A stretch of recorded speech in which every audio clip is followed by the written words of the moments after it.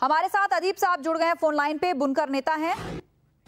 अतीक साहब, आपसे जानना चाहेंगे कि यहाँ पर इतने लंबे लंबे जो पावर कट्स हो रहे हैं, कितने बड़े पैमाने पर बुनकरों को नुकसान हुआ है उससे?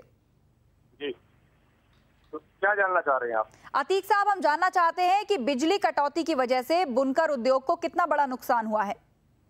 अब देखिए, उसको अमाउंट में नहीं बतलाया जा सकता। आप ऐसे समझ लीजिए कि पूरे पूर्वांचल के अर्थव्यवस्था की रीढ़ है ये बनारसी साड़ी उद्योग जी।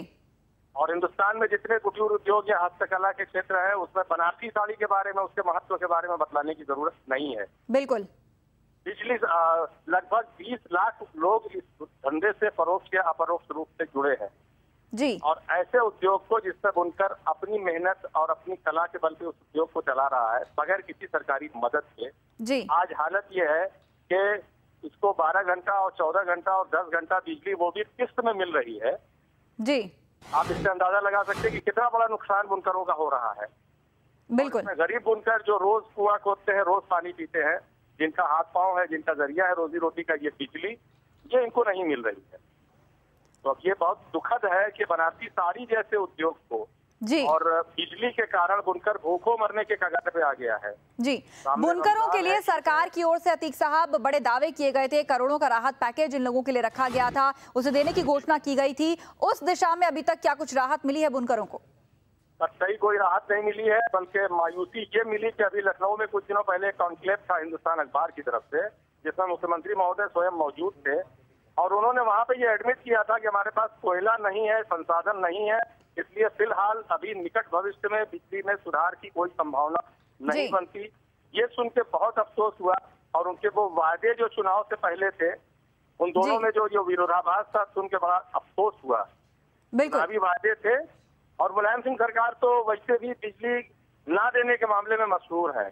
मतलब ये हर चीज मुफ्त देते और नहीं देते, मतलब बिजली मुफ्त। आपको लगता है कि मौजूदा सरकार में कुछ खास इलाकों का ज्यादा ख्याल रखा जाता है, वहां पर बिजली कटौती नहीं की जाती, या फिर स्ट्रीट लाइट्स भी दिन में जल रही हैं, उन्हें देखने वाला कोई नहीं है, किसी को परवाह नहीं है और जो जरूरतमंद है उन तक बिजली नहीं पहुंचा रही सरकार?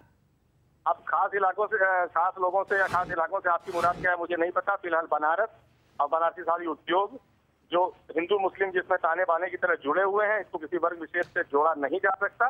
ये बुरी तरह संकट से गिरा हुआ है बिजली कटौती के चलते। वस्तु स्थिति ये है। अब बाकी किन इलाकों में वो अच्छी दे रहे हैं, क्यों दे रहे हैं, कहाँ दे रहे हैं, इससे हमारा कोई सरोकार नहीं। बनारस बिजली संकट से बुरी तरह जूझ रहा है, यहाँ का साड़ी उद्योग, यहाँ का बुनकर। अतीक जी, आप हमारे साथ जुड़े रहिए, आपसे चर्चा जारी रहिए, लेकिन इस बीच एक कॉलर हमारे साथ फोन लाइन पे जुड़ गए हैं, कुछ कहना चाहते हैं। संत कबीर नगर से कॉलर है हमारे साथ। जी, क्या कहना चाहते हैं आप? जी नमस्ते। नमस्ते जी।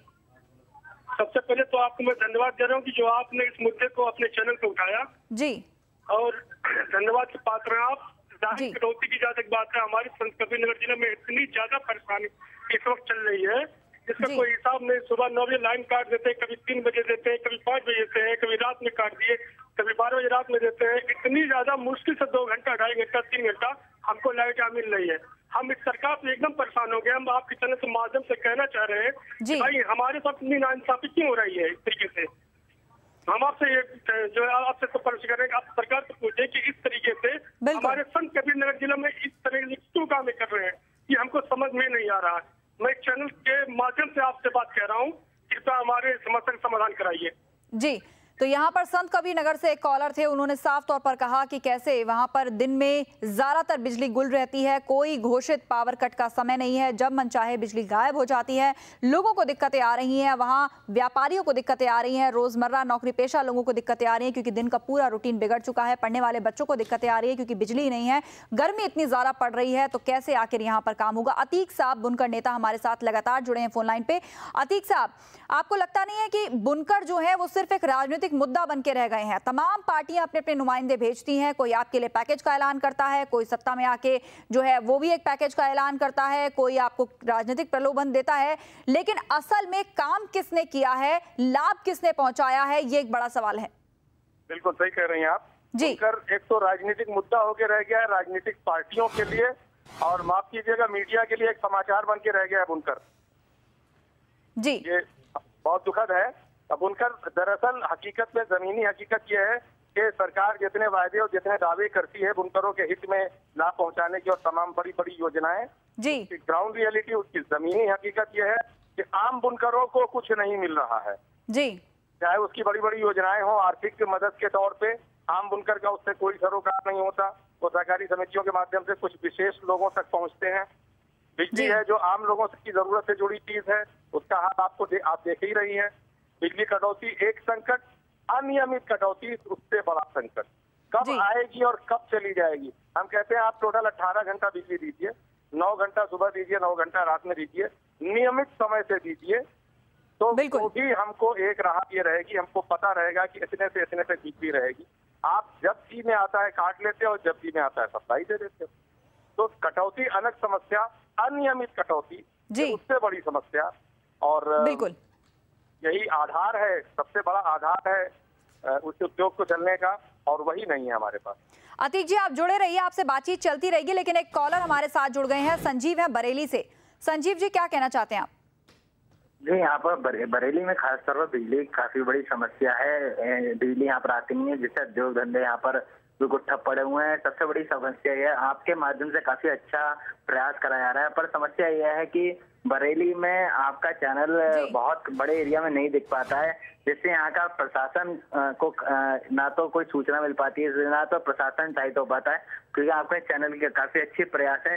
पर मैं चाहता हूँ कि आपका बरेली में सारे एरिया में ही आपका चैनल दिखे, जिससे लोगों में जागरूकता आए और प्रशासन को भी समझ आए।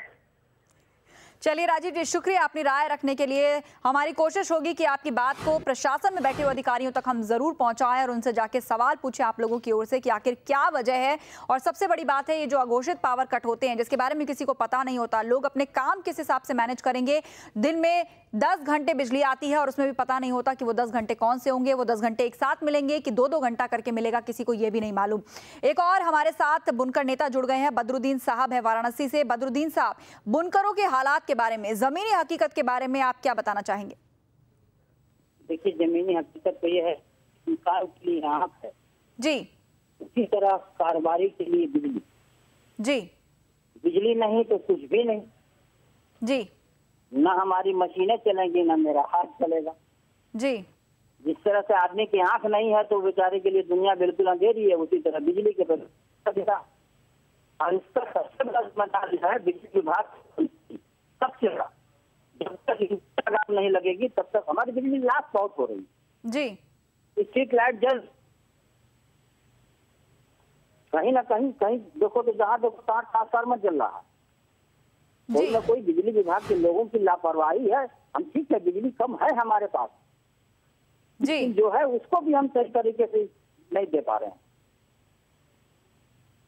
हेलो जी, आपने कहा कि जो बिजली है वो भी सही तरीके से नहीं मिल पा रही है। ऐसे में हमारे पास उपलब्ध है, अगर हिसाब से इसको हम सप्लाई करें कि 2 घंटा सुबह काटेंगे, वो टाइमिंग दे दें, 2 घंटा शाम को काटेंगे, तो ये प्री प्लानिंग हो जाए तो शायद हम इस परेशानी से ज्यादा परेशान नहीं होंगे।